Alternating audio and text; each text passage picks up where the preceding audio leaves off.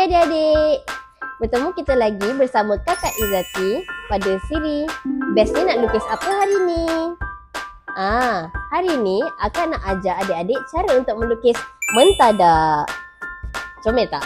Comel ke? Comel lah. Akak nak guna buku Bestnya Melukis Serangga sebagai guideline akak. Okey, kalau adik-adik ready nak melukis sama-sama dengan akak perlukan adik-adik untuk sediakan kertas, pensel dan juga pemadam. Dah ready barang-barang tu? Jom kita lukis mentadak sekali dengan akak. Okey, sekarang jom kita lukis mentadak. Okey, pertama sekali kita lukiskan kepala, badan dan juga ekor mentadak.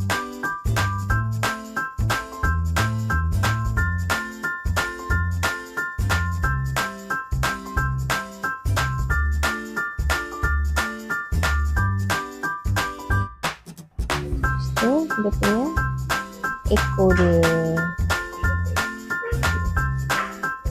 Sekarang kita boleh lukiskan tangan dan juga mata mentadak.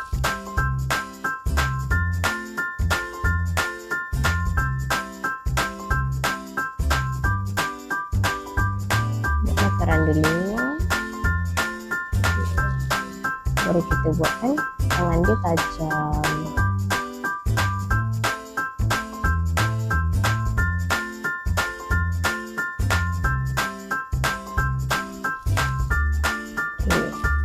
Sekarang kita buatkan mata dia. Ini anak mata. Suat antena atas dia. Itu kaki.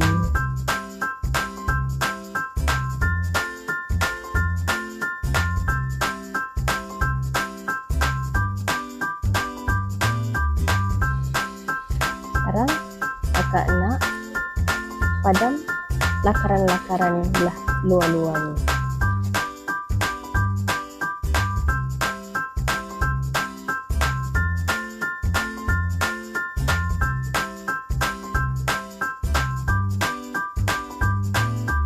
Kita betulkan balik mana-mana yang terpadam.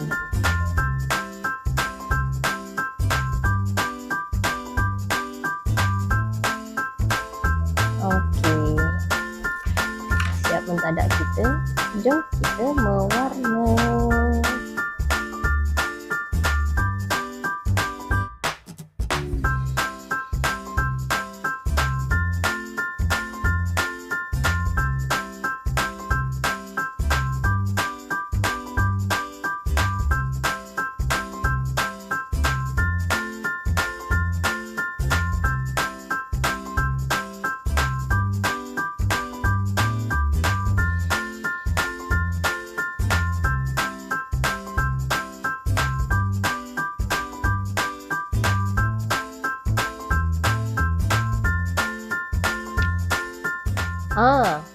Senang tak lukis mentadak dengan Kak Izzati tadi?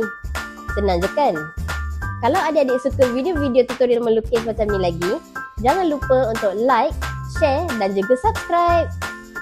Kalau adik-adik nak dapatkan juga buku melukis serangga seperti yang Kak Izzati guna tadi, adik-adik boleh dapatkan buku ni dekat website bestnya.com.my.